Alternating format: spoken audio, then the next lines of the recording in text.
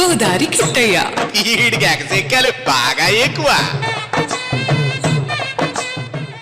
ఉన్నావా అసలున్నావా ఉంటే కళ్ళు మూచుకున్నావా ఈ లోకం కుళ్ళు చూడకున్నావా ఉన్నావా అసలున్నావా? ఏంద్రా ఓవు పొద్దున్నే ఆ దేవుణ్ణి అంత గట్టిగా నిలదీసేస్తా ఉన్నావు. కొంపదీసి నీ పెళ్ళం రాత్రి రోకల బండతో కూడబొడి చేసిందా ఏటి? అయినా ఆ దేవుడు కళ్ళు మూసుకున్నాడో లేదో గాని నీ పాట వింటే మాత్రం మా కళ్ళు తిరుగుతున్నాయి రా సానాస్. చే ఓరికమ్మాయా, నీకెప్పుడు నా పెళ్ళం నన్ను ఎప్పుడు తంతుందా అని చూడడమే పని. ఇది ఆముచ్చట కాదమయ్యా. చాచాతో ఆ గోవిందరాజు స్వామి గోపురం మీద బంగారం కొట్టేసిన మహానుభావుల గురించి పాడుతున్నాను. జగనయంలో ఆ దేవుడు బంగారం మీద కూడా కన్నేచ్చాడంటే ఆ దేవుడు ఉండి ఏం చేస్తున్నాడని అడగాలనిపిస్తుంది. ఓహో, ఆ 50 కిలోల బంగారం గోల్మాల్ గురించేనా? అవునులే, గత ప్రభుత్వ హయాంలో జరిగిన ఈ వింతలు చూస్తుంటే సామాన్య భక్తులకు మైండ్ బ్లాక్ అవుతుంది. దేవుడికి తాపడం చేస్తామని చెప్పి స్వామివారిని కూడా మోసం చేసిన గన్లు కదరా వీళ్ళ. మామూలు మోసం కాదు మాయా. విమాన గోపురానికి 9 పొరల బంగారు తాపడం చేయాలని నిబంధన పెట్టి ఉంటే వీళ్ళు మాత్రం కేవలం 2 పొరలు వేసే మంగళం పాడించారట. మిగిలిన 7 పొరలకు వాడాల్సిన 50 కిలోల బంగారాన్ని పక్కదారి పట్టించేశారట. నిజమేరా ఓపు, అప్పటి టీటీడీ పాలక మండలి పర్యవేక్షణలో ఇంత పెద్ద మహాపాపం జరిగిందంటే దాని వెనక ఉన్న కీలక వ్యక్తులు ఎంతటి గజి దొంగలై ఉండాలి. దేవుడి గోపురం మీద బంగారం తీసుకెళ్లి వీళ్ళ ఇళ్లలో ప్లేట్లు చెంచాలు చేయించుకుంటారా ఏంది? విజిలెన్స్ అధికారులు ప్రాథమికంగా గుర్తుపట్టారు మాయా. దాతలు ఇచ్చిన బంగారం, భక్తుల కానుకలు అన్నింటినీ కలిపే స్వామివారి కాకుండా తమ బాత్ ప్యాలెస్ కు తరలించారేమో. ఇప్పుడు విచారణ మొదలయ్యేసరికి ఒక్కొక్కరిలో వణుకు మొదలైంది మాయో. వణుకు పుట్టక ఏమవుతుందిరా? తిరుమల లడ్డూలో నెయ్యి కల్తీ చేశారంటేనే జనం తట్టుకోలేకపోయారు. ఇప్పుడు సాక్షాత్తు బంగారం కాజేసారంటే ఇక వీళ్ళకి నూకలు చెల్లినట్టే. అప్పట్లో అధికారం ఉందన్న అహంకారంతో ఏపీ పోలీసులు అడ్డు పెట్టుకుని ఏమైనా చేయొచ్చు అనుకున్నారు.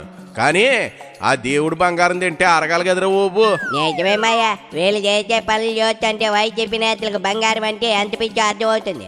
ఒక పక్క యాంకర్ జామల్ లాంటి వాళ్ళని పెట్టి వర్క్ ఫ్రమ్ కుక్కటిపల్లి ధర్నాలు చేయిస్తూ జనాన్ని డైవర్ట్ చేస్తున్నారు. కానీ ఇక్కడ దేవుడి దగ్గర జనానికి 50 కిలోల బంగారం లెక్కలు బయటపడితే ఆ కుక్కటిపల్లి ధర్నాలు కూడా వీళ్ళని కాపాడలేవు.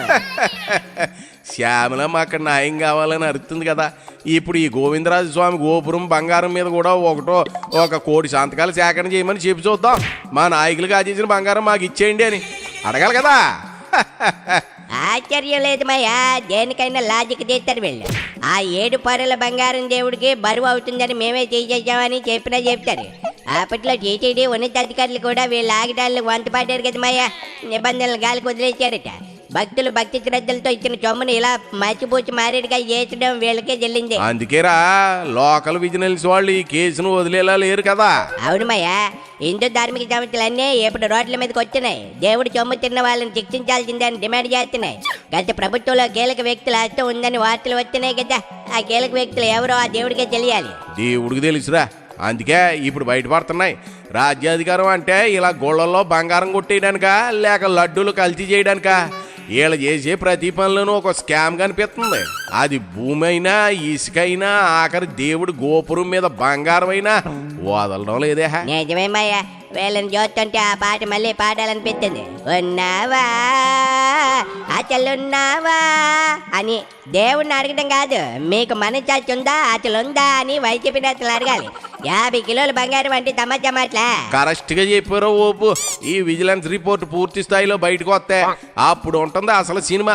ప్యాకేజీలు తీసుకుని మాట్లాడేవాళ్ళు ఇక వీళ్ళ నోళ్ళు కూడా అప్పుడు మూతపడతాయి. దేవుడు సొమ్ము తిన్నవాడు ఏమైపోతాడో మన పురాణాల్లో ఉందే. వీళ్ళ కలికాలం అసురులు రా తయారయ్యారా. అసురులు అంటే రాక్షసులమయ్యా. అంతేగా అంతేగా. ఉన్నావా అసలున్నావా?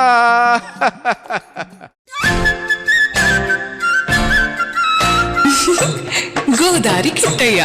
ఈడికి ఎగసెక్కాలి బాగా ఎక్కువ.